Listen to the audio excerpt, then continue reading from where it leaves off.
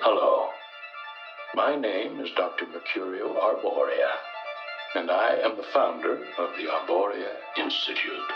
Through our unique blend of benign pharmacology, sensory therapy, and energy sculpting, we can guide you to a new, better, happier you.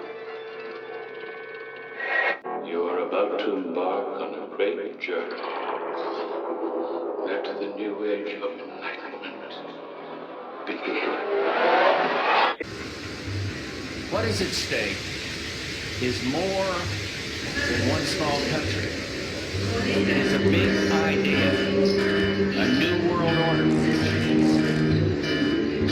It's no longer a theory. What I'm about to say is fact. The secret organizations of the world power elite are no longer secret. They have planned and are now leading us into a one-world communist government. Welcome, useless eaters, to the Odd Man Out podcast, where we talk about hidden history, deep political policy, occult deconstruction, economics, religion, and philosophy. I'm your rabbit hole aficionado, the Odd Man. Welcome. The affirmative task we have now is to actually create a new world order. Public policy could itself become the captive of a scientific, technological elite. And when that first cocaine was smuggled in on a ship, it may as well have been a deadly bacteria so much as it hurt the body, the soul of our country. But take my word for it, this scourge will stop. What's shaking, oddities? Welcome to another The Odd Man Out podcast. I hope that you're doing well, and as always, I want to thank you so much for taking the time to hang out with me. This week, we're going to be looking at the Democracy Propaganda series once more with part 2. If you heard part 1, we mainly focused on Edward Bernays' predecessor, Walter Lippmann. We will be briefly mentioning Lippmann again in this episode, but we're going to go back a little bit further into history with a few other characters who studied crowds, herd mentality, and propaganda even before Lippmann and Edward Bernays. And first of all, we're going to be looking at a quote from Charles Mackay from his book from 1841. It was called Extraordinary Popular Delusions and the Madness of Crowds. And he said this, kind of summing up his studies on crowds. In reading the history of nations, we find that, like individuals, they have their own whims, their peculiarities, their seasons of excitement and recklessness, when they care not what they do. We find that whole communities suddenly fix their minds upon one object and go mad in its pursuits. That millions of these people become simultaneously impressed with one delusion and run after it till their attention is caught by some new folly more captivating than the first. Men, it has been well said, think in herds. It will be seen that they go mad in herds as well, while they only recover their senses slowly, one by one. Pretty amazing, isn't it? Because we really haven't changed that much over time. The crowd mind is the crowd mind. I love people as I meet them one by one. People are just wonderful as individuals. You see the whole universe in their eyes if you look carefully. But as soon as they begin to group, as soon as they begin to clot, when there are 5 of them or 10, or even groups as small as 2, they begin to change. They sacrifice the beauty of the individual for the sake of the group. I decided it was all under the control of groups now, whether it's business, religion, political people, or what, and I would distance myself from wishing for a good outcome. Let it do what it's going to do, and I'll enjoy it as an entertainment. And I'll reflect on what it is on its own. Another fella who wrote his book on the study of crowds in, I believe, 1896 was a Frenchman named Gustave Le Bon. His book, The Crowd, A Study of the Popular Mind. He's got some very interesting quotes in here as well. He said that the art of those who govern consists above all in the science of employing words. The images evoked by words being independent of their sense. They vary from age to age and from people to people, the formulas remaining identical. Certain transitory images are attached to certain words. The word is merely as it were a button of an electric bell that calls them up. Talk about word magic, and you could get really esoteric with this quote. I mean, right before a spell, what do? You quote words, phrases. Now, he also goes on to say that the masses have never thirsted after truth. Whoever can supply them with illusions is easily their master, and whoever attempts to destroy their illusions is always their victim. I think many of us can attest to that because we've been kind of calling out people for a long time and telling people that both sides of the political bird were corrupt and talking about the frauds in science and academia and religion and all kinds of other things. And people didn't want to listen, and they called us crazy. And we don't seem so crazy anymore, do we? Now, Gustav goes on to say that all the civilizations we know have been created and directed by small intellectual aristocracies, never by people in the mass. The power of crowds is only to destroy. And we talk about Walter Lippmann and his kind of ideology about the people. Now, he was a little less authoritarian in a sense than Edward Bernays, but he did think that the crowd could never be quite intelligent enough to make its own decisions. We'll get into that a little bit later. Gustav Le Bon goes on to say that we see, then, that the disappearance of the conscious personality, the predominance of the unconscious personality, the turning by means of suggestion and contagion of feelings and ideas in an identical direction, the tendency to immediately transform the suggested ideas into acts. These, we see, are the principal characteristics of the individual forming part of the crowd. I mean, we can think about that, especially during election time, like it is right now, but really the last 20 years, 30 years or so, just the way people have become so divided and so obsessive over their politicians and their political ideologies. We see that is very true. Now, I have another quote by Alex de Tocqueville from Democracy in America. And he said that after having thus successfully taken each member of the community in its powerful grasp and fashioning him at will, the supreme power then extends its arm over the whole community. It covers the surface of society with a network of small, complicated rules, minute and uniform, through which most of the original minds and the most energetic characters cannot penetrate to rise above the crowd. The will of man is not shattered, but softened, bent, and guided.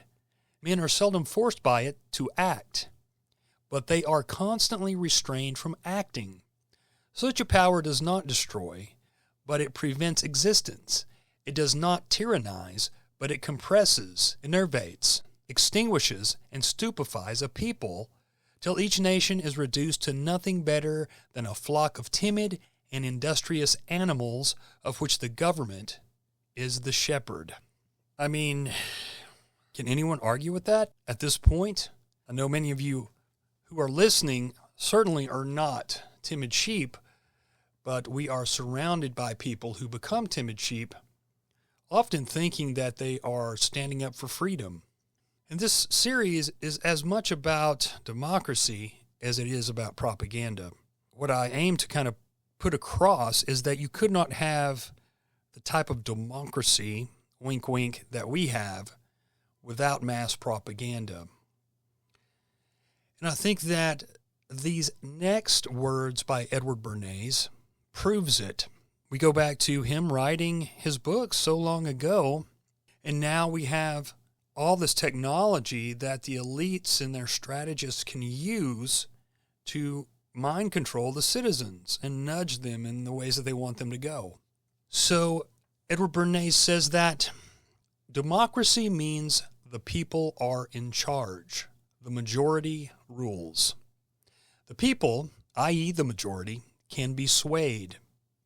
Therefore, democracy means that those who can sway the people are in charge. Those who influence the majority rule. The minority, he explains, has discovered a powerful help in influencing majorities. It has been found possible so to mold the minds of the masses that they will throw their newly gained strength in the desired direction. As civilization has become more complex, and as the need for invisible government has been increasingly demonstrated, the technical means have been invented and developed by which opinion may be regimented. The systematic study of mass psychology revealed to students the potentialities of invisible government of a society by manipulation of the motives which actuate man in the group. We have voluntarily agreed to let an invisible government sift the data and high-spot the outstanding issues so that our field of choice shall be narrowed to practical proportions. From our leaders and the media they use to reach the public, we accept the evidence and the demarcation of the issues bearing upon the public's questions. From some ethical teacher, be it a minister, a favorite essayist, or merely prevailing opinion, we accept a standardized code of social conduct to which we conform most of the time.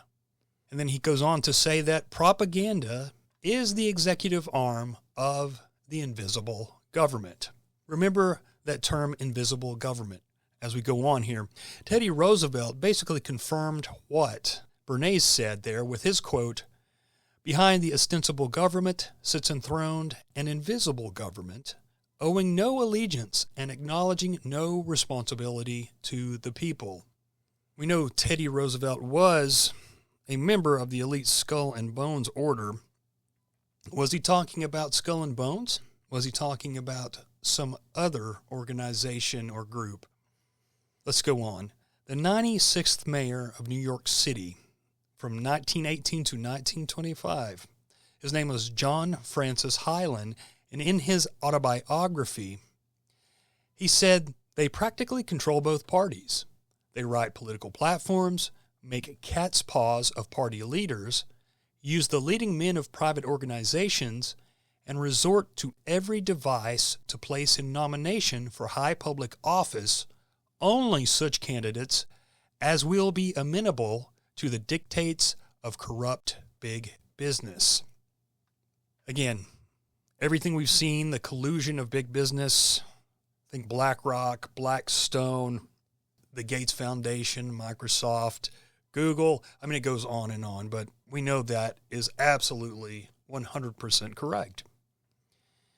Now let's get back into Walter Lippmann. I think these are some important quotes from him.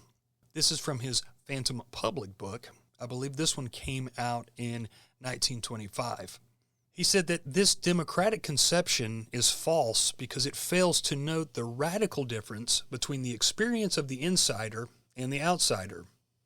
It is fundamentally askew because it asks the outsider to deal as successfully with the substance of a question as the insider. He cannot do it.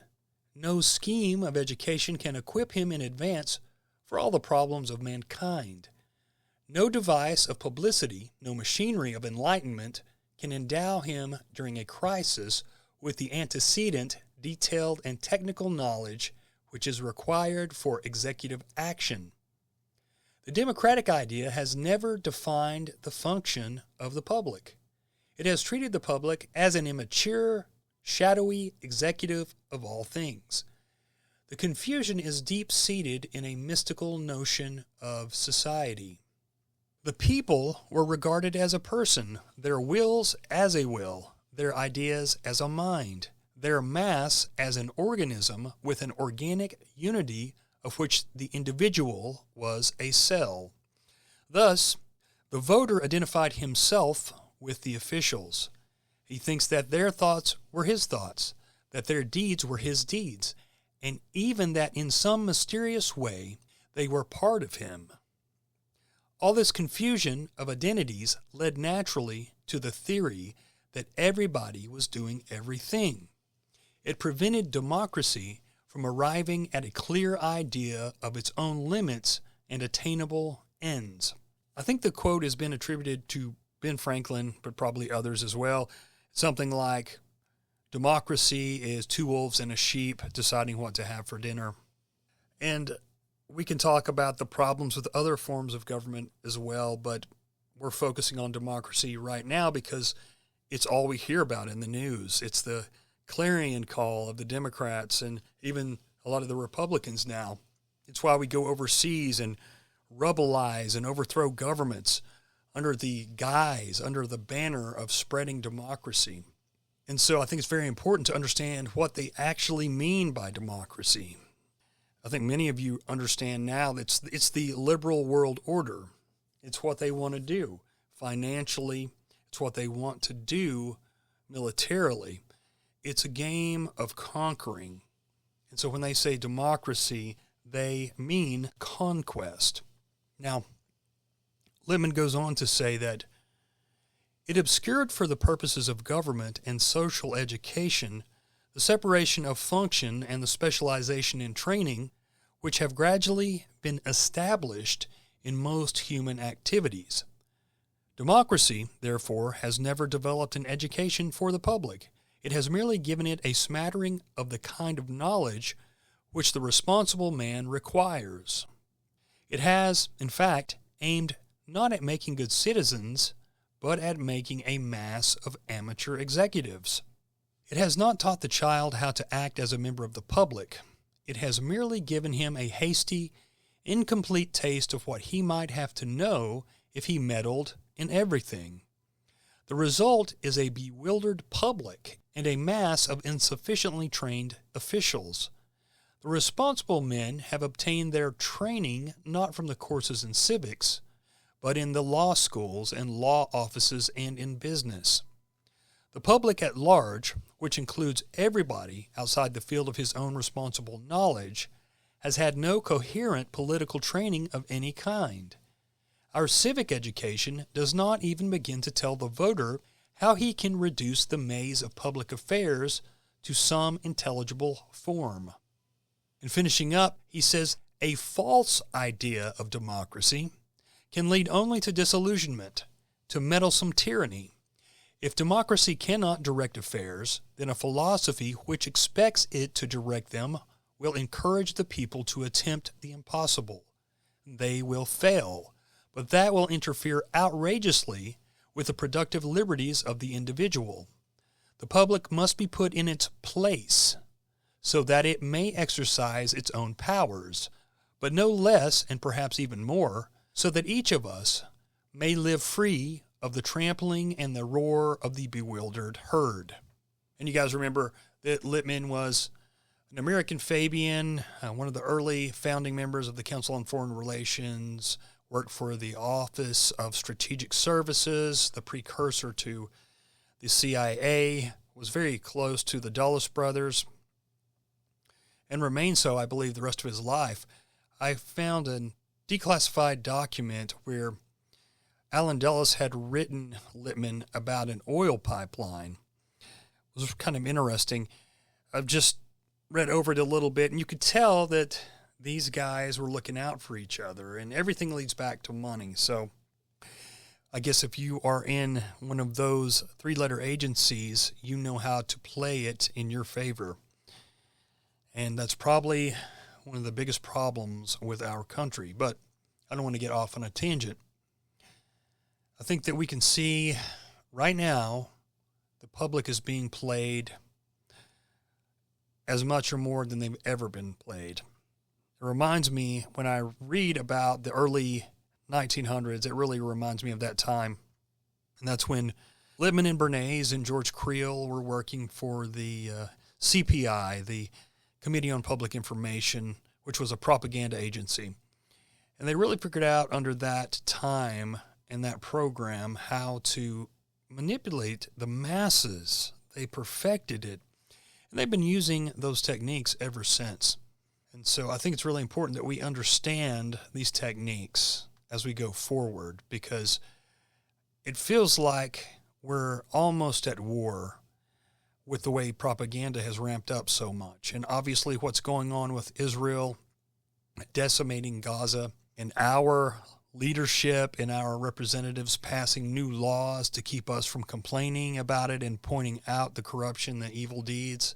It's really a crazy time to be alive. So I think we need to know about these propaganda techniques and all the different techniques that are connected to it. Now, next, we're going to talk about the term the invisible government, because something jumped out at me, and it may not even be connected, but earlier we spoke of Bernays talking about the invisible government. And I thought about it, and I realized that they call the Rosicrucians the Invisible College, or the Invisibles. Let's read a little bit here, okay? Knights of the Helmet, Aurum Solus. Check this out. I just think this is interesting.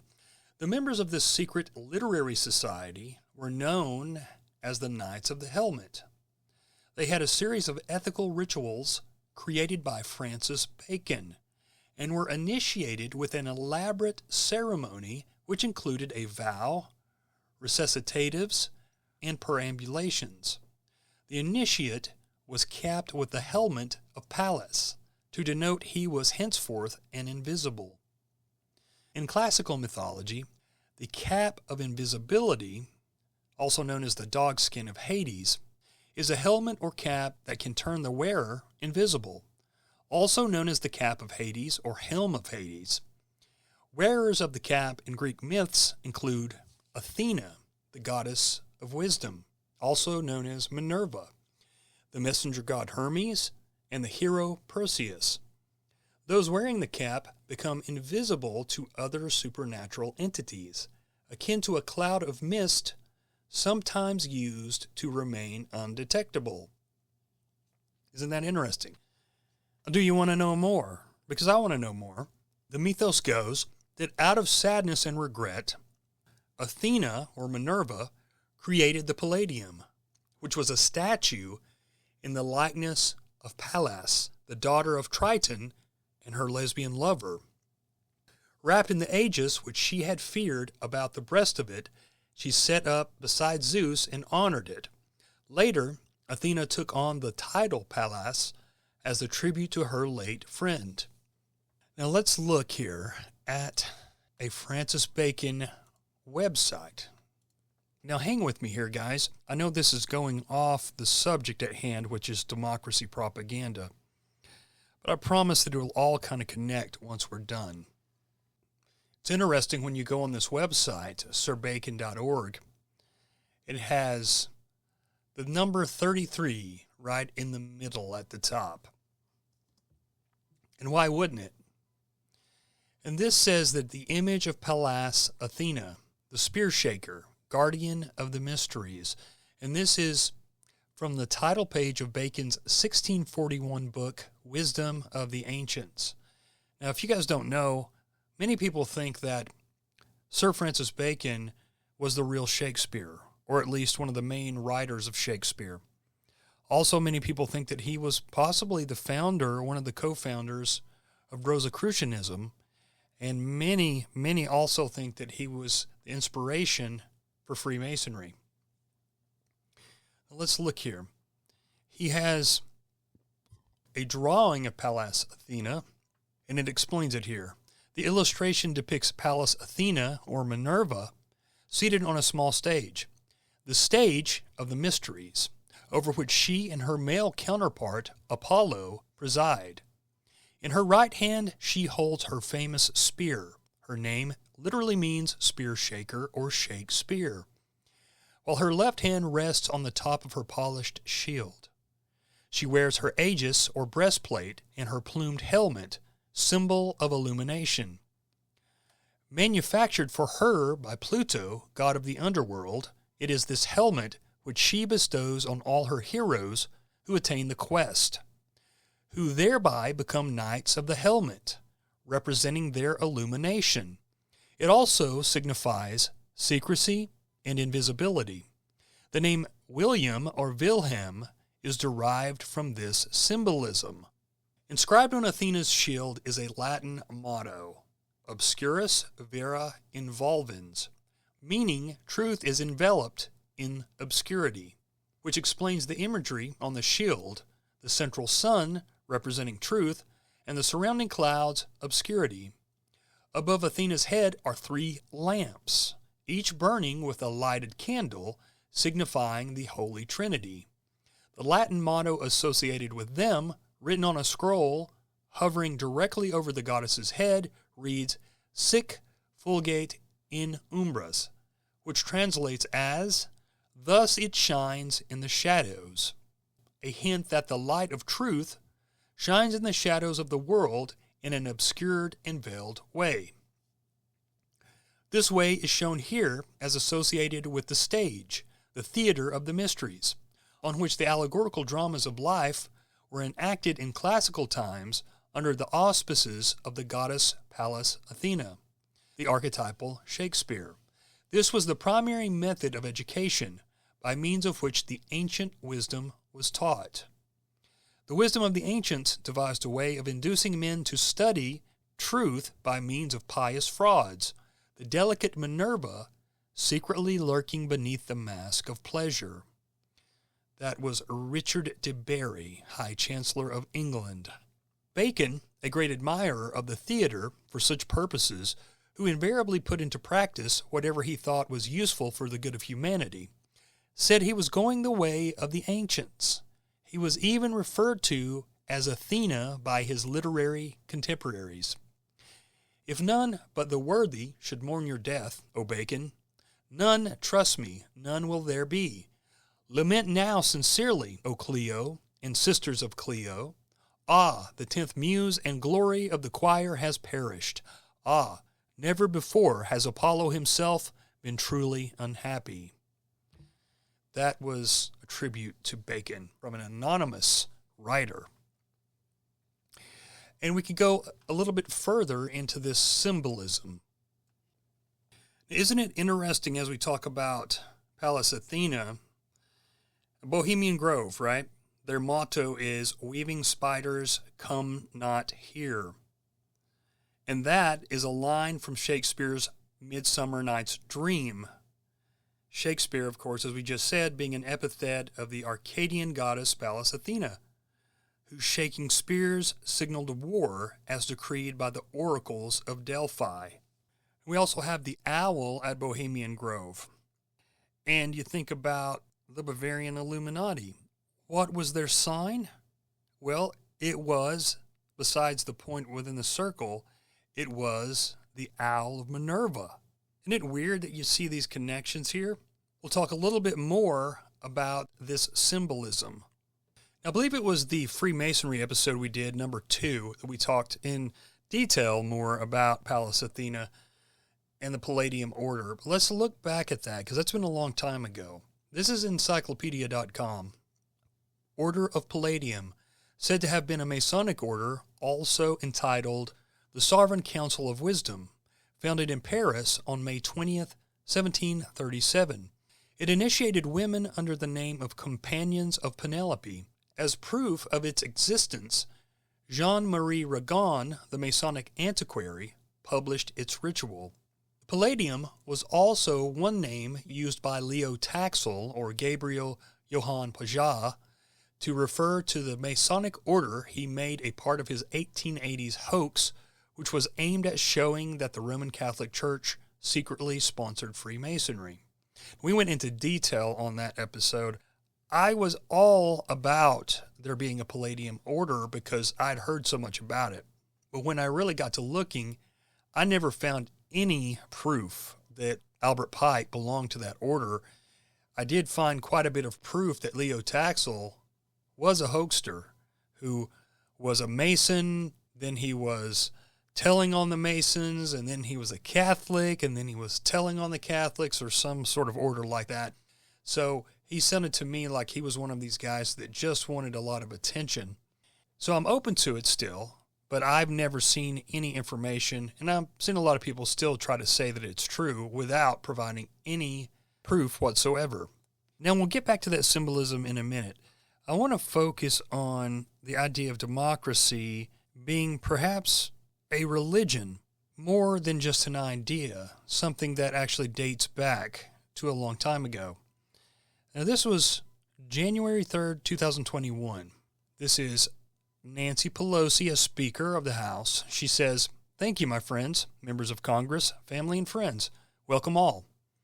As the Speaker of the House, it is my great honor to preside over this sacred ritual of renewal as we gather under the dome of this temple of democracy to begin the 117th Congress." That's pretty esoteric, if you ask me. Now, this is Manly Palmer Hall. We're going to look at a few of his quotes on democracy. He was a 33rd degree Mason and Rosicrucian, wrote all kinds of books on the occult and esoteric beliefs.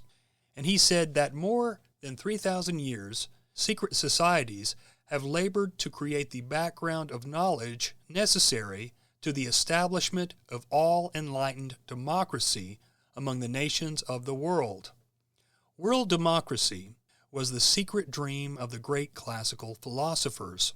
Thousands of years before Columbus, they were aware of the existence of our Western Hemisphere and selected it to be the site of the philosophical empire. The brilliant plan of the ancients has survived to our time, and it will continue to function until the great work is accomplished.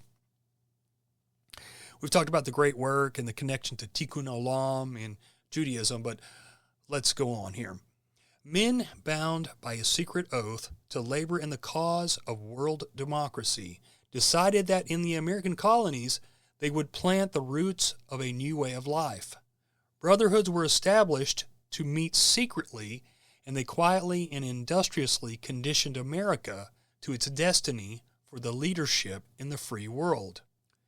Benjamin Franklin exercised an enormous philosophical influence in colonial politics as the appointed spokesman of the unknown philosophers.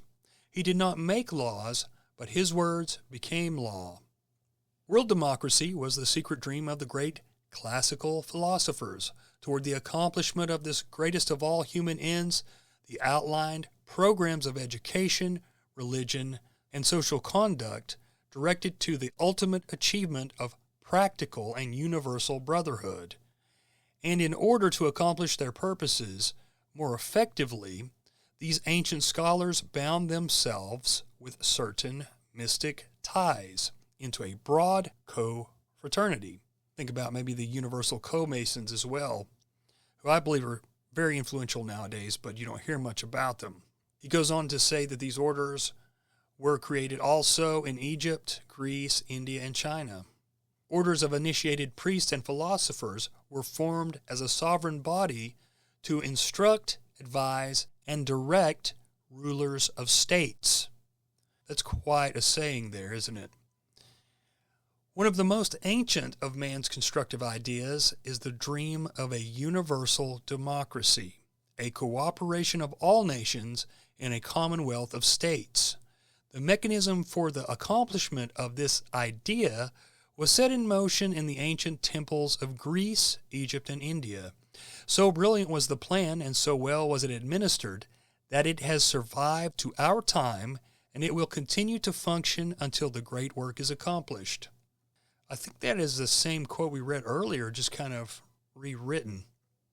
But Hall dedicates that book to democracy. I think that is the secret destiny of America. He goes on to say that the security that the world seeks cannot be bestowed. It must be earned. When a sufficient number has attained this degree of true leadership, the imperishable democracy of the sages will become a fact in the mortal sphere.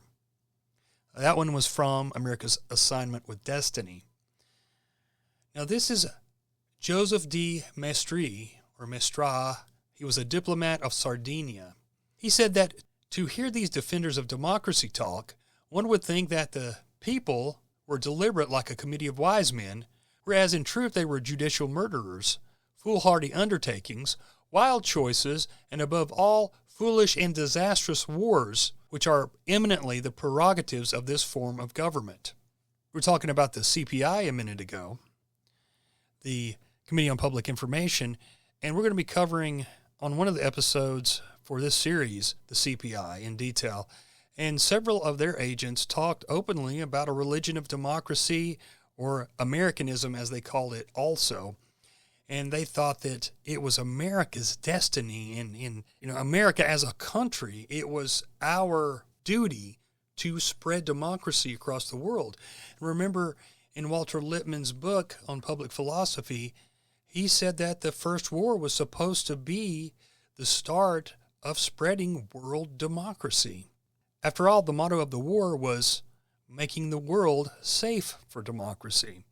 Then we think about the two shows we did. I think they were called Democracy is My Business and Business is Good.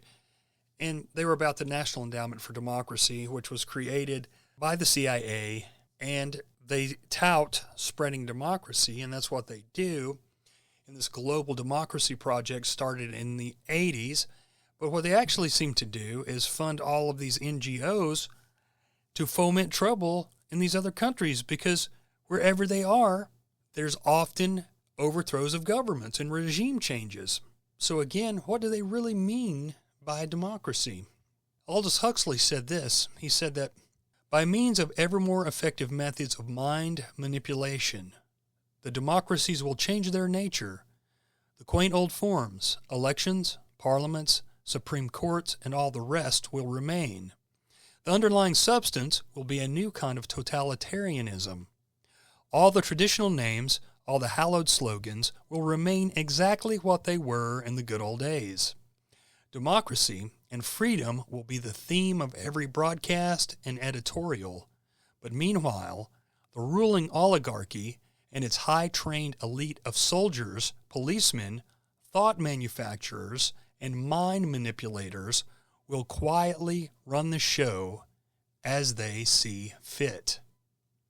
Again, can we apply that to now and to what we've seen in the last 20 or 30 years? I think we absolutely can. All right, guys, we're coming up on the end of the episode. Now, what I want to play next is a couple of rather long clips, and I do apologize, but I think that they kind of help us wrap up this episode. The first one we've played a piece of before, and it is the opening ceremony of the National Endowment for Democracy. It was in the 1980s, I believe 1983. It was a bipartisan effort, and you can hear Ronald Reagan speaking about it. And then we hear from former and late CIA agent Philip Agee, who explains more about what the National Endowment for Democracy really is and what it means to the CIA and to the government really. And that is influencing other governments, getting in there and controlling them. Not for the benefit of us, mind you, but for the benefit of whomever they are loyal to, and I think it all goes back to money, influence, and conquest. It's a great honor for those of us who are involved with the National Endowment for Democracy to be here this morning, to participate in this gathering, and to have you celebrate this occasion with us, you and the Vice President. We're very grateful for that and very honored. We have here an initiative that came from President Reagan in this administration on a concept that is absolutely essential in the judgment of many people who are on the board for the National Endowment and many other people in this country.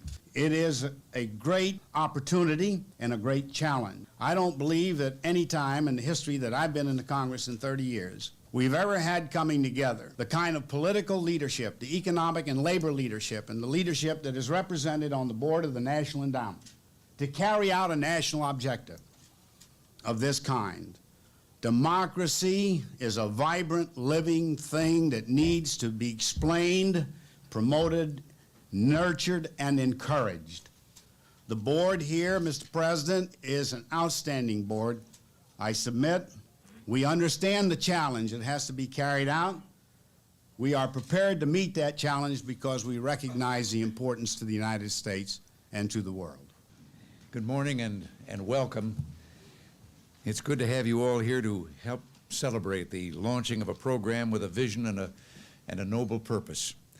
The National Endowment for Democracy is, just as we've been told, more than bipartisan. It's a genuine partnership of Republicans and Democrats, of labor and business, conservatives and liberals, and of the executive and legislative branches of government. It's such a worthwhile, important initiative that I'm tempted to ask, why hasn't it been done before?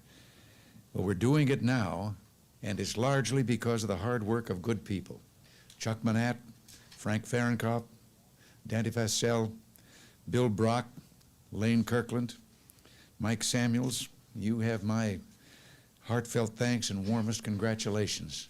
And a special thank you to our Vice President, who has been carrying this message for quite some time now on missions here and there throughout the world. The establishment of the National Endowment goes right to the heart of America's faith in democratic ideals and institutions. It offers hope to people everywhere. Last year in London, I spoke of the need and obligation to assist democratic development. And my hope then was that America would make clear to those who cherish democracy throughout the world that we mean what we say.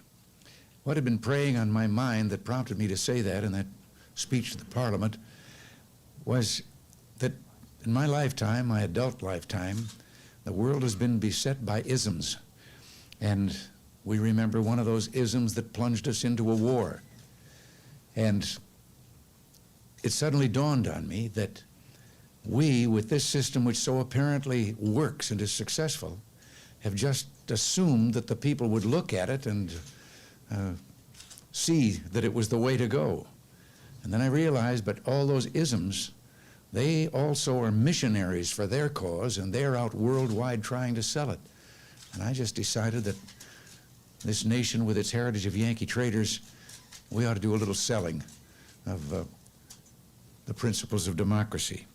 Speaking out for human rights and individual liberty, and for the role of a rule of law and the peaceful reconciliation of differences, for democratic values, principles is good and right, but it's not just good enough. We must work hard for democracy and freedom, and that means putting our resources, organizations, sweat, and dollars behind a long-term program. Well, the hope is now a reality. The National Endowment for Democracy, a private, non-profit corporation funded by the Congress, will be the centerpiece of this effort. All Americans can be proud of this initiative and the congressional action which made it possible. By engaging the energies of our major political parties, of labor, business, and other groups such as the academic community, the forces of democracy will be strengthened wherever they may be. They'll have a caring group of Americans to go to get assistance from, advice, and cooperation. This program will not be hidden in shadows. It'll stand proudly in the spotlight, and that's where it belongs. We can and should be proud of our message of democracy. Democracies respect individual liberties and human rights. They respect freedom of expression, political participation, and peaceful cooperation. Governments which serve their citizens encourage spiritual and economic vitality, and we will not be shy in offering this message of hope. Through the National Endowment, the private sector will promote exchanges between the American people and democratic groups abroad. It'll stimulate participation in democratic training programs and institution building overseas. The endowment will work closely with those abroad who seek to chart a democratic course. And all this work will be sensitive to the needs of individual groups and institutions. And of course, it will be consistent with our own national interests. The National Endowment will let the people at the grassroots who make our democracy work help build it elsewhere. And the organizations that are now being formed by the Republican and Democratic parties and by labor and business will be the key to success. They'll also be expressions of what's best and most valuable in American public life.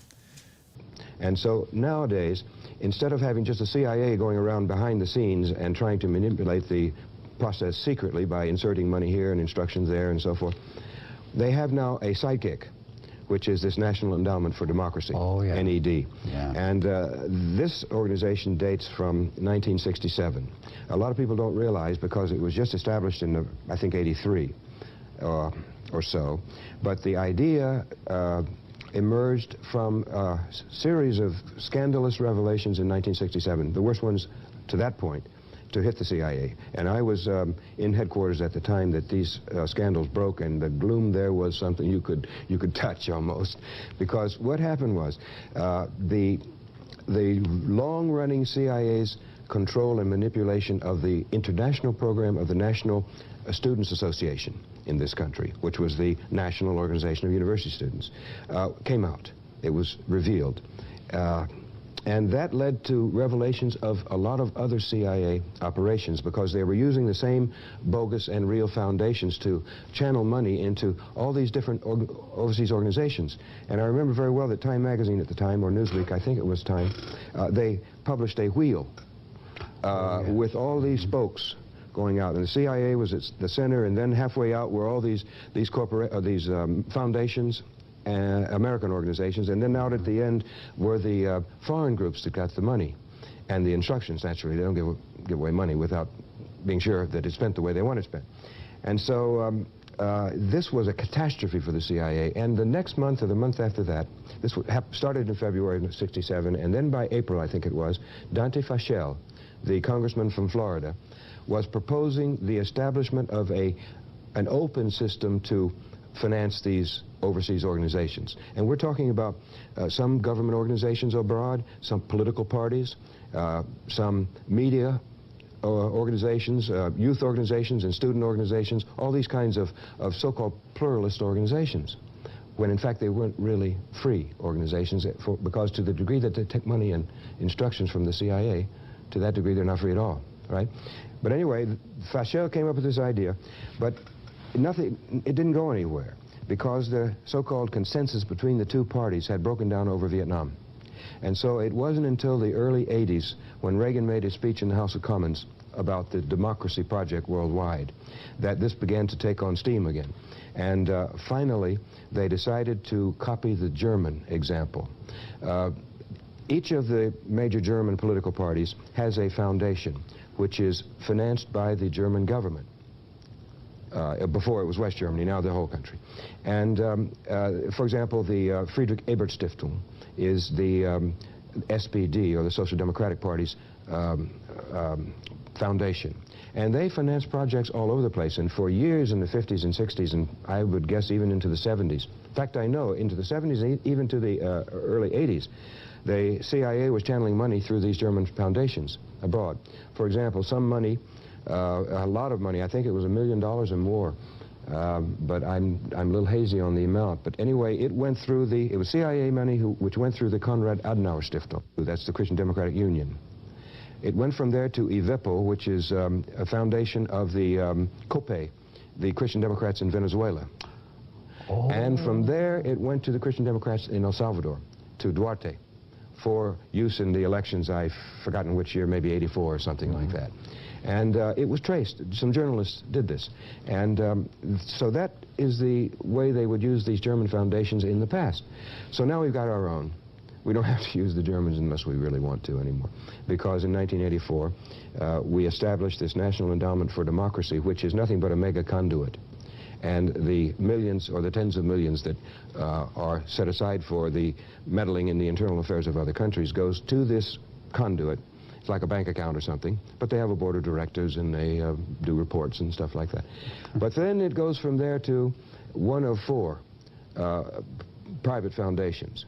One of the Democratic Party, one the Republican Party, or two, three the AFL-CIO, and four the U.S. Chamber of Commerce. These groups then pass it out to recipients in foreign countries. And in the Nicaraguan elections of 1990, I believe the figure was something like 12.5 million that went from the National Endowment for Democracy through these conduits to the UNO political movement there. It was the party, the coalition, you know, of UNO, which is the most ungodly coalition you can ever imagine. Everything from communists all the way to Somocistas. That's right. And then they had a trade union front, which also received money. And then they had the Civic Association. Civic Association, I think they call it Via Civica there. That's an old technique of the CIA is to establish a type of civic organization which will be involved in monitoring elections and things like that. And the first one that I know of was NAMFREL in the Philippines. They established that one around 1950-51 as part of the counterinsurgency against the Huks, the guerrilla movement of the time, because we wanted to have a vehicle for electing our man president of the Philippines. And we did it through this organization, NAMFREL. NAMFREL stands for National Association for Free Elections, I think. Free. And, yeah, free elections, when we were financing the whole thing. No, guys, I hope, as always, that you got something real out of this episode that you can take with you and apply to your life into looking at policies and politics. Now, I want to thank my patrons, and if you want to become a patron, go to patreon.com/The Odd Man Out. I want to thank Ann. I want to thank Anthony. I want to thank Cole. I want to thank Ashley. I want to thank that crazy bread man for being a covert co-conspirator. I want to thank Aaron. I want to thank Ruckus for being a producer of the show. Shout out to Ruckus. You can find him over at alternatecurrentradio.com or all over TNT Radio as well. Thank you to Bill for also being a producer of the show, and thank you to the mighty Kilowatt. Now I want to thank alternatecurrentradio.com for posting my show, and if you want to check out all their other fine podcasts, get on over to alternatecurrentradio.com. Thank you also to Fringe Radio Network for posting the show, and again, thank you all for listening. Cheers and blessings, and remember, their order is not our order. See ya. Democracy basically means government by the people, of the people, for the people. But the people are retarded.